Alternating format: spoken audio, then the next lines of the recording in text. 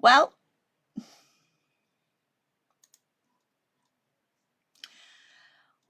trying again. I just did a little test and it seems my microphone is working, but then it wouldn't allow me to connect to the Facebook page. So I don't know if you can actually see me at all. Hello, Helen. Has that come back with proper sound? Oh, yes, I can see. Yeah, for some reason, it then said, can't connect you to the Facebook Live. Ah, oh, dear. Oh, dear. So, anyway, I want to crack on. Welcome back. So if you're watching this later, yes, this is indeed part 2. But yes, it said will not go live. So there we go. I just wait for you guys to get back to me now and then we'll make a start, because I want to talk to you about crocheting, about a little bit of a crossover with crochet and beading as well. So right, there you go, and you can see me too in all my pink glory. So let's crack on. So as I say, this is very pink, but I left my beading mat at home because I was working last night quite late and didn't pick up my beading mat this morning. So I'm afraid we're working on this one here. Now, don't worry that you seem quite far away, because I'm actually going to be crocheting about here. I've changed my setup a little because with that other camera, when I'm trying to do something like crochet, I can't actually see it under the camera. So it does look like Kumihimo, says Camille. So anyway, but it's crochet. So let's make a start. This is the one that I've created so far, and we have got kits available for these on the website. So if we just go and have a look at that, I'm really hoping this works now since I've reset. Yeah. So here we go. Here's the website. So you'll be used to seeing that. So let's have a look up here. This is the one that we're doing today. So the crochet rope. And my picture is frozen in the corner. Oh, yes, I see what you're looking at. I'm moving down here, but up there I am frozen. So I'll try and sort that out in a moment. I'm just having all sorts of internet problems. Oh, deep joy. Anyway, let's look at this. So in here, there's a few bits and pieces. So this is the bundle for the blue that I'm doing at the moment, the teal. And then we've got the silver, we've got the mauve, we've got a big iron needle, we've got some E6000 glue and the crochet hook. So let's just go and have a look at the bundle. So Kitty says, I'm looking forward to this as Sarah crochets a different way to me. Yes, quite possibly. So there are different people will do crochet in different ways. So we shall take a look with that. So what you're going to get in your bundle anyway is 5 different size 8 seed bead packs, 2 clasps like this, and the metallic thread. So Kitty, yes, I'm all hot and bothered now. So my face now matches the color of my mat because the technology has defeated me again. So Kitty crochets the European way. So we shall see how that looks. This is my way. This is the way that I learned. Angela says, I've done a few of these with elastic, but thinking of doing it again, not with elastic, but making it into a lariat style necklace. That will be lovely. Elastic, yes, you can use elastic as well. I chose to put these in with it because sometimes you can see them. Elaine, do you need to be able to crochet to do this? Very basic crochet, and Elaine, and I will show you what I mean. But as I said, we've got 3 bundles together there in 3 different colorways. We've got the mauve, we've got the silver, and we've got the teal. And Lorna says, you look fine, don't worry. Thank you. The crochet hook we're actually using for this size bead and this size hook is actually the 1.75 millimeter one. So you'll see that's in there as well. But if you want to work with bigger beads, you can and just use a bigger crochet hook. So yeah, I don't know why I'm frozen in the corner there. and I can't actually do anything about that right now without restarting. So I'm not going to do that again. So you will actually see me just going like that while I was panicking. Tina says, I couldn't crochet, but the last demo I nailed it. The instructions are so good. So yeah, it's very basic crochet that we're going to be doing here. But let me just show you the colorway. So this is the mauve. This is the mauve bundle we've got here. So we can see you've got 3 different colors and sort of textures in your bundle, all size 8s. Okay, a nice variety. Come on, come on, come on. Anyway, a nice variety. We've got 2 sets of clasps in there as well. And then I've just used the E6000 glue to stick them in the ends. So pop those in there. Okay. And as I said, it's 1.75 millimeter crochet hook, so quite a small one. And you're going to need probably a big eye needle, because you need to thread all of your beads, or however many you think you're going to use, onto your strand.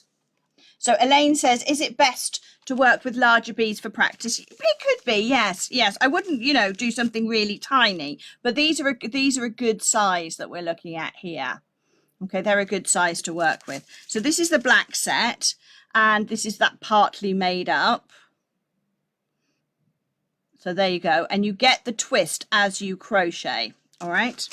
So as a quick rule of thumb, working out how many beads you need to put on, basically 10 rounds of 5 beads equals about 1 inch. So this is 8 inches. So I have loaded up on mine, I would have used about 400 of the beads there. Now what I did do was I put a load of them on, and you want to keep your beads on your reel. Tina says, have a go using old materials until you've got it. I bought the crochet bracelet kit. There we go, and loved it. So you want to thread on to your piece about 400 beads.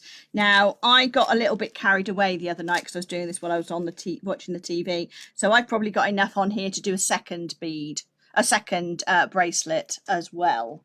Okay, so Lorna likes the monochrome one. Tina says the worst bit's threading all the beads. Yes, it is. And you do have to pay attention, because if you miss one, it will show up in here, and there's not really very much you can do about it. Maureen says, could you use the bead spinner? The problem with that is you need the beads to be in the correct order. So if you were doing all of the same, yes, you could use a bead spinner. But if you need them in this order to get that pattern, and a bead spinner is random. So sit there, and I didn't put mine into a little circle like this, so that I could go 1, 2, 3, just kept going like this all the way around, and every now and again checking. And you do want to break them up a little bit so that you get a nice pattern. I mean, don't put all the darks together and all of the lights together, sort of intersperse them. Angela says, better too many than not enough. So Maureen says, I just realised. No. So let's get that out of the way. And obviously the E6000 glue, which takes about 24 hours to cure, 24 to 72 hours. So I did this a couple of days ago, so this is good now. But basically, I finished off my crochet, popped the end in just like this. Hold on. Because they do happen to nicely fit inside. You sort of tuck them in with your glue, push it in. Sometimes some of the beads might stick out a little bit, but put your glue in, push that in. It'll go tacky after about 10 minutes. And then after I would leave it for the full 72 hours, but then it'll be ready to wear. Okay, right, so I'll put the monochrome one back. Now, to start, what I did as well is I put this on my lap, and I tend to have a few beads, but not too many ready. But you actually use more thread than you have beads. So you have to keep every now and again moving the beads down onto here. All right. Now we're using, somebody asked me what type of thread are we using. This is the metallic thread you've got here, but it's up to you. What size ends did you say? Actually, I don't know what size ends these are. They are in the pack that's got the discount on it. But probably on the website, these are end caps. And I've not got a centimetre measure here, but they are just about 3/8 of an inch wide. So crochet hook is 1.75 millimeters. And that's available on the website as well. Okay, so the first thing we need to do to get started is to make ourselves a little loop. All right, so take your thread, wrap it round your fingers and bring it up like this. And you're actually making just a little slip knot. All right, so that's the first step. And then I'm going to put my crochet hook through that.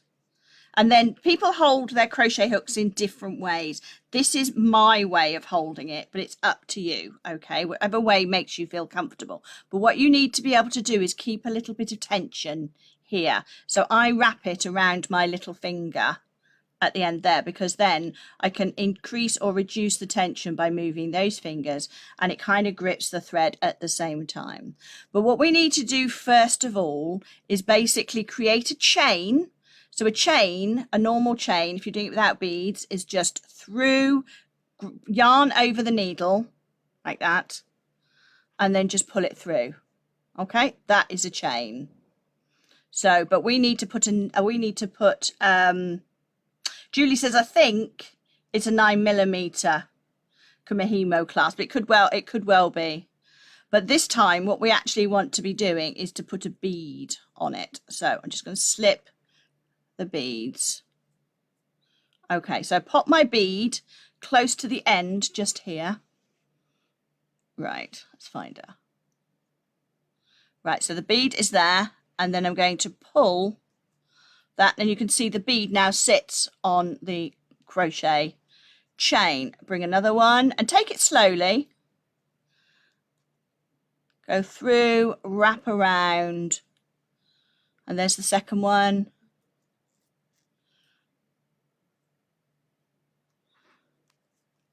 So each time, you can see if I bring that in there, we're getting the bead sitting on one side. Thank you, Kitty. It is the 9mm one. Thank you. So 9mm, 3/4 of an inch, 3/8 of an inch. So there you go. You can see they're sitting on there. I just need to pick up a couple more because this is the first round. All right. Now remember, this is actually going to be inside your clasp, so it's not going to be visible. And actually you have to be a little bit patient with this, because when it first starts off, it does look quite messy. I pulled that one through. I don't want it to be pulled through. There we go. I want it to be the other side. There we go. Try that again. So bring my bead down.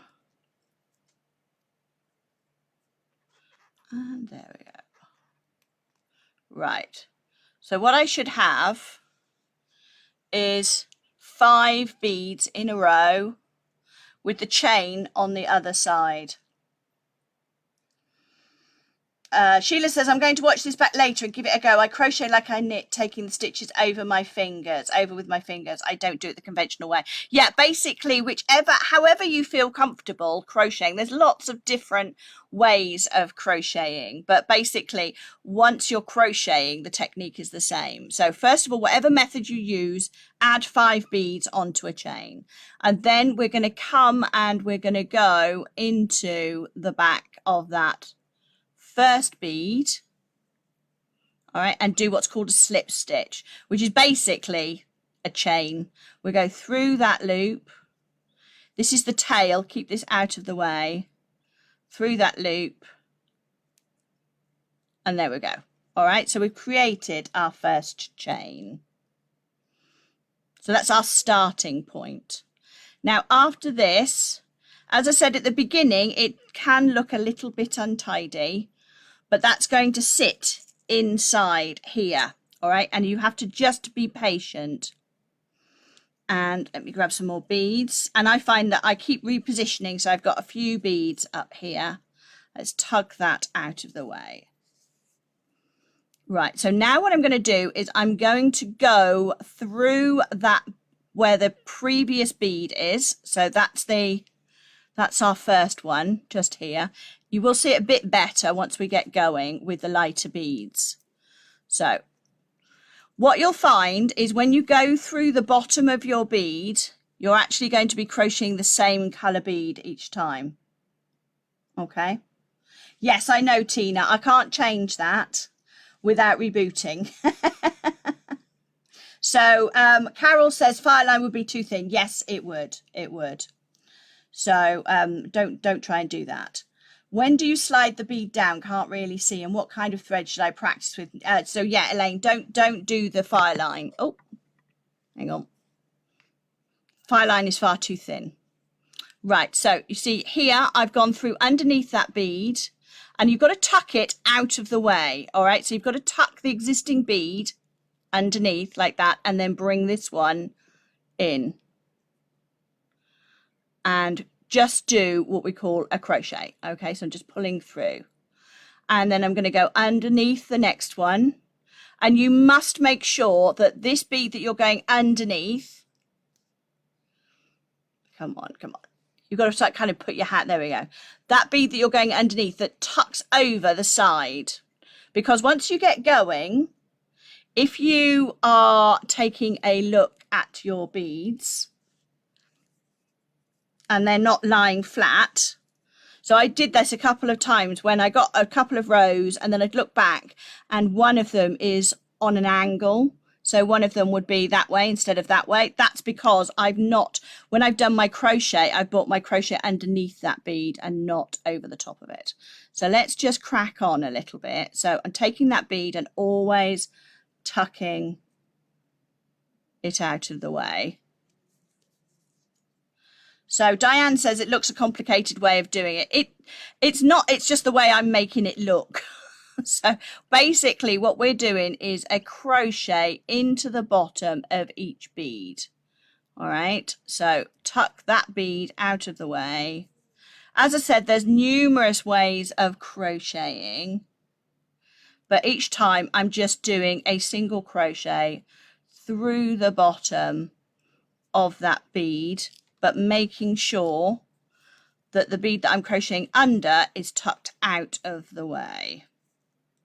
I'm also trying to do it so that a camera can focus on it, which always makes it tricky. Once you get going, and once you've got a few rows, you can actually see what you're doing. All right, so crochet under the bead. I think will not be a pause and rewind. I might just practice with no. So Elaine, if you go and have a look online, there's lots of videos on crochet.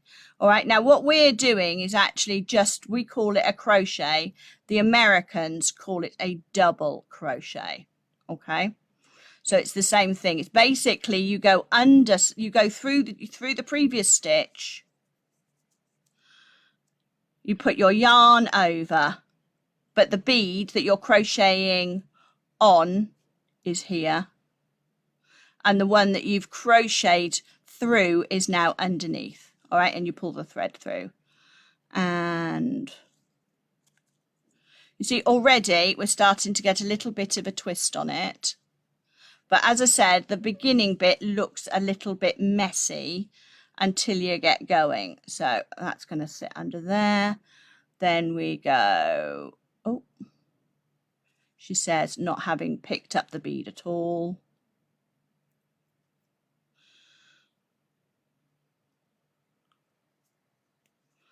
Hang on.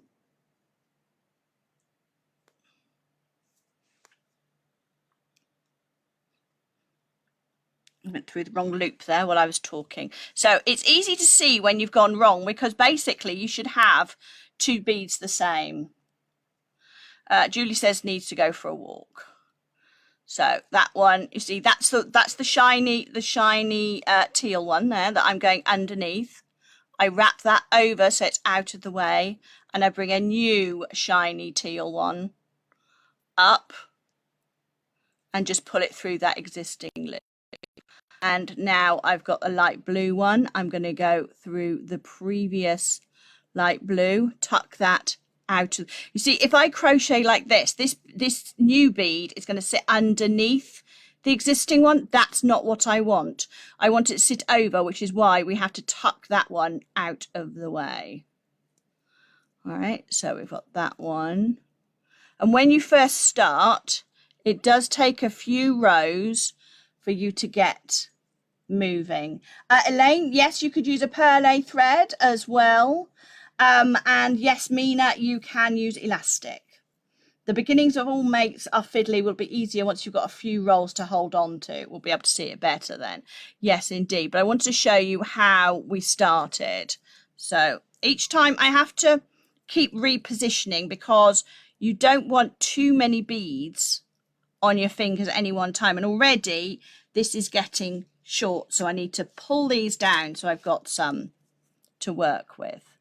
So next I've got my green one. So we'll go underneath my green, tuck that out of the way and crochet. And now I'm picking up a blue one. I must admit, the couple of times when I got started with this, I'd get so far and then need to unpick it. And the reason was because I would forget to tuck that previous bead out of the way. But as I said, the first 3 or 4 rows are actually going to sit inside the cap. So I'm going underneath the green one now. So there is the matching bead. Just pull through. And now I've got a shiny one is my next one. And the nice thing is that I don't need to count. Once all of these are threaded on in order, I'm just keeping an idea. So hang on 1 second, I just need to grab a little bit of lemonade, not gin, not this early in the morning.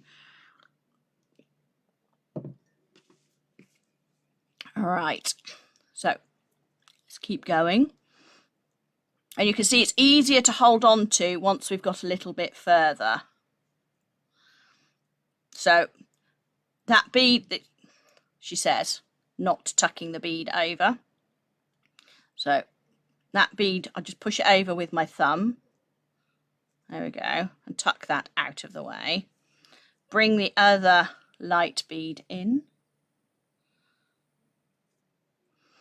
So take the green one, tuck it over, bring the next one in, and you know whether you've, if you bring the next bead in, it's not the same color, you've done 2. Dorothy says after the tech problems, gin might just be a good idea. If you bring in the next bead and they don't match, you've either done 1 or 2 things. You've not gone into the right bead here in your spiral, which you can see is starting to form now. There we go, our spiral is starting to form. You've threaded them incorrectly onto your thread, so it's a good idea to keep a check. So next one. All right, so the next one I'm going for, I need some more beads now because I've used all those ones that were on my fingers. The next one is we go under the shiny teal one, tuck it over my, that one doesn't want to go, come on. There we go. Tuck it over. So now I've got 2 loops on here. One loop is from this original thread and the other loop is made by the bottom of the previous bead. And then pull it through. And then we go underneath the next one. Tuck that over.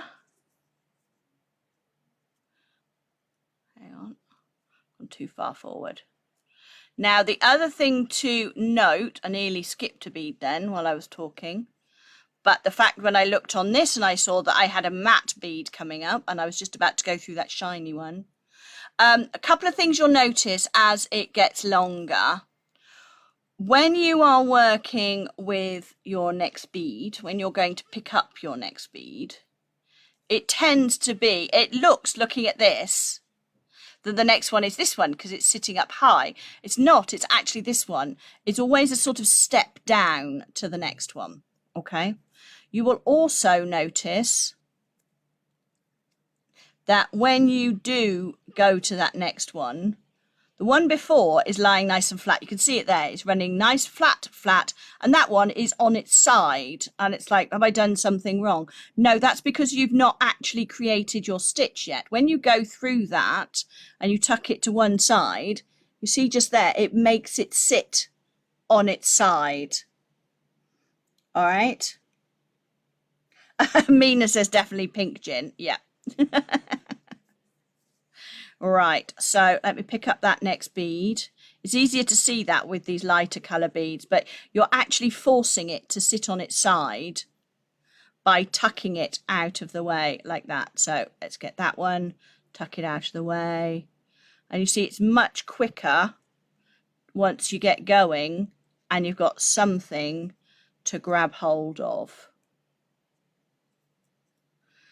So under that blue one there, tuck it over, bring in the other bead and just do a crochet.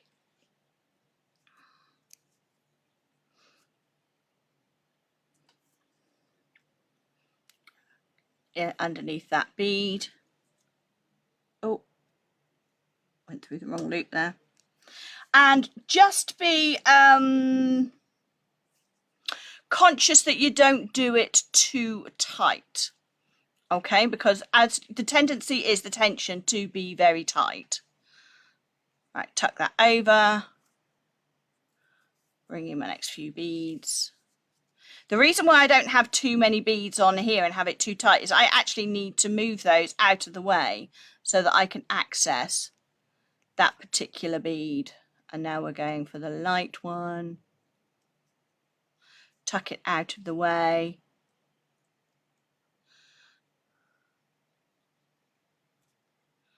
Pull that through. So this is basically the process. And you can see we're starting to get that spiral. See it a bit better with the light ones, but as I say, the one that you haven't crocheted into sits on its side like that, whereas the others get, as you crochet them, they get pushed so that they're straight like this. Okay, but the last one is always on a tilt. So let's come up and pick up this one.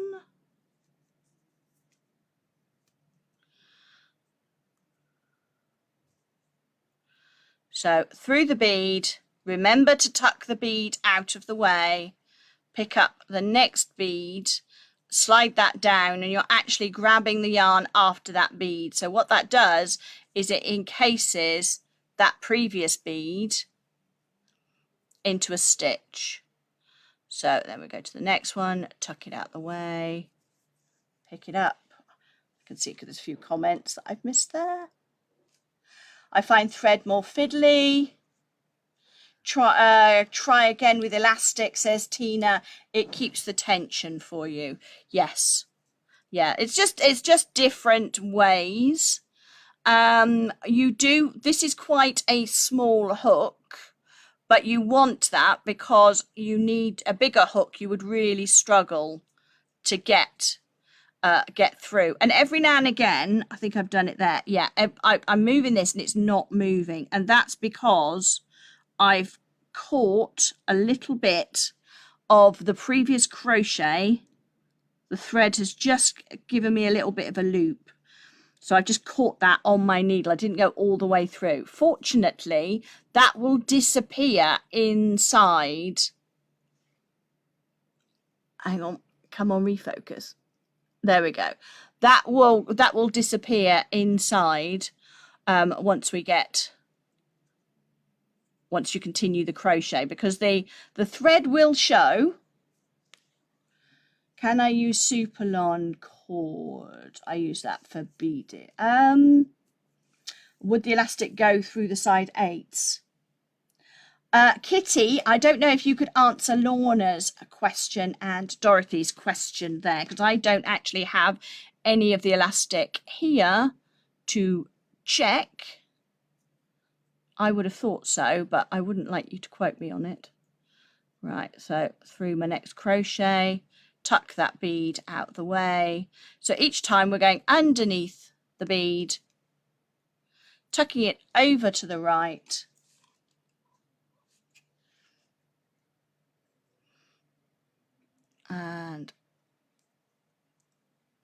and we just keep going.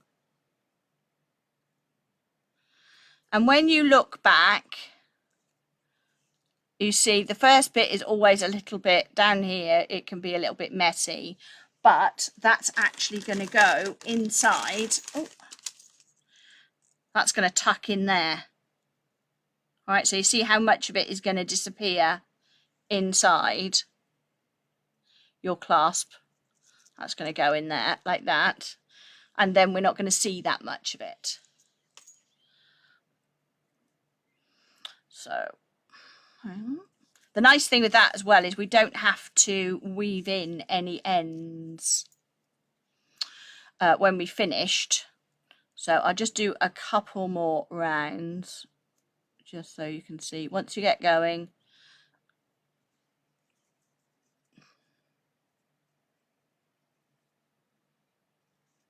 So I would say this takes a little more concentration than crocheting without beads, because you need to remember to tuck them out of the way to make them lie on their side and make the previous one sit neatly on top.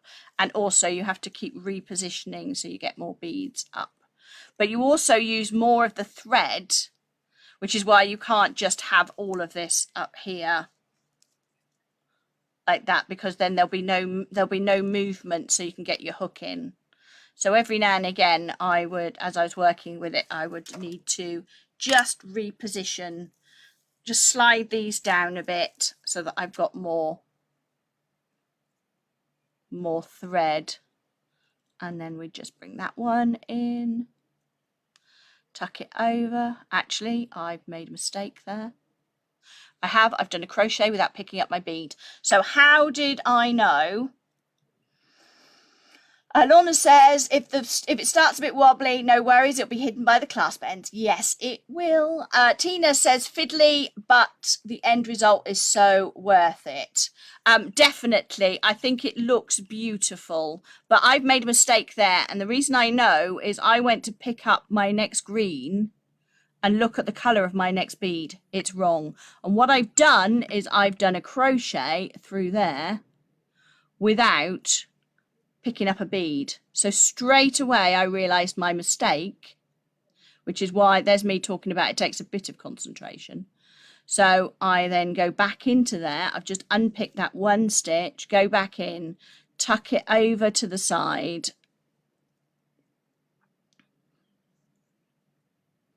pick up my bead and carry on. And actually you can get quite a speed up once you get going. So again, I've got my shiny teal, tuck over,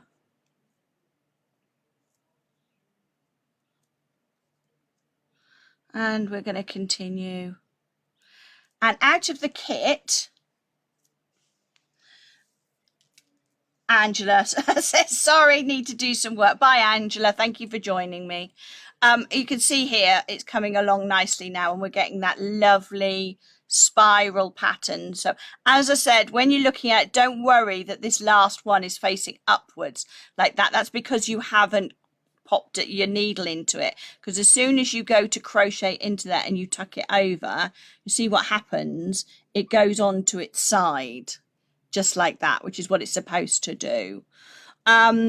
Basically, again, as I said, when you're talking about the length of these things, 10 rounds makes about an inch. 10 rounds of 5 beads. So for an 8-inch, that means 80 rounds, which equates to about 400 beads. Okay, and as you can see with this, I've got all of these, and this is my original. I didn't put all of them on, so I've still got these left. So I think I put about half of them on because I didn't want to run out, and it also saved me having to do it again today. But so these packs in here are 10 grams. So I think 5 grams is going to do 2 bracelets. So I think you'll probably find that 2 necklaces or 4 bracelets. Obviously, there's a bit of variation there. It depends on how long you make your necklace. If you want to make a massive long necklace, then you may end up using the whole pack. But you're going to keep going until this is as long as you want it to be.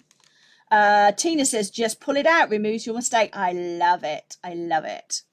So Anne says, I've done a lot of crochet over the years, but never bead crochet, but I'm definitely going to give it a go now, having watched you. And Tina says, it took me 2 days to complete a bracelet. Yes, I think crochet by its very nature is a little slower than sort of, I think I can get more of a speed up with my knitting, but with crochet I always work a little bit slower. But whatever you're doing, however you're doing it, Anne, so Anne is used to crochet, however you normally do it, you're just going to go into the bottom of the previous bead. So here's my previous bead, into the bottom, so that bead sits on the top. So this is the existing one, and then you tuck it out of the way. That makes it sit on its side, okay? And then you crochet. You've got your new bead here, and we're kind of ignoring that. We're just putting that's on our thread. That's like cool. And that's just going to sit on the top there like that. And we continue. So Tina says, I can't knit. So we'll imagine that this is long enough now for us to make a necklace. So I'm just going to slide these down a little bit so that I can actually carry on with this set of, I don't need to rethread all these beads because it'll take me ages. So what I did as well was I stored them in the middle like this, and then you've got your little tie there. And actually, if you wanted to, you could probably put a couple of elastic bands around there as well to stop it all unthreading. So let's just do that. Pop those in there like that. And then a couple of elastic bands over the top to hold everything in place. Because I think that's quite time consuming, because they do need to be in the same order all the way along. Otherwise your rope design won't work. And I did stop and check every few goes.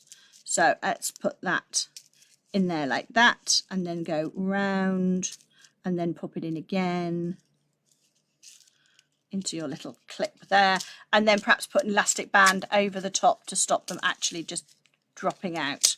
So what we do now to finish this, it's terribly complicated. We make our loop a bit bigger, we grab that thread and we pull it through. And because we've got caps, you see, we don't need to worry about reducing, we don't need to worry about weaving it in. We're just going to literally stop there. So yes, Anne, that is perfect. You are definitely right. It says, I see. So the crochet is the core with the beads all around the outside. Indeed. So you will see a little bit of the crochet thread if you look closely. I don't know if I can bring it in and I bend it. You can see, that's why you want to be thinking about what colours of thread you're using. It is kind of a little bit visible in there. Cheryl, sorry, I just started watching video. Do you go through the bead or just the thread? You're actually, unfortunately, I've just tied that off, so I can't show you. But what you're kind of doing is you're going through your previous stitch like that, tuck the existing bead out of the way. You've then got a bead on here, which you slide down towards the crochet hook. And then you bring, so it's your bead will be sitting there and you bring it through. What that does is it means that the bead sits on the outside, but you have to have threaded them all onto your cord first. So Tina says, yes, thread, but drop a bead down every stitch. So you're going to be going into the same bead that's on your thread if you've threaded them all in the right order. If you come to a bead and you've not got the right colour, you've either threaded them wrong on here, or sometimes it's like here with this one, it would be quite easy to go, that's the next one, this dark green one. But because this one's sitting up a little proud, this light coloured one here, it's quite easy to think that's the next one. So you do need to double check, because the one you actually need is always sitting, excuse me, is always sitting a little bit down. Okay, so once you've done this, you're going to take your 6000 E6000, go splidge, splidge, splidge, splidge, splidge, splidge. Cut the end off this as well, because we don't need all of that, and that's quite secure. And then tuck that in there. It'll take 10 minutes to go off a bit, and then leave it for 24 to 72 hours.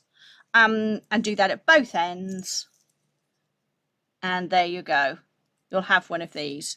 So it does look tricky, and it is tricky to begin because it's very hard to work out which bead you're going to be doing next. But I mean, if you make a complete cock up in these first 2 or 3 rounds, and you've got thread showing or whatever, do not worry, because it's going to go in there and no one is going to see it.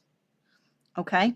It's just at this point you can see now where that pattern is starting to develop.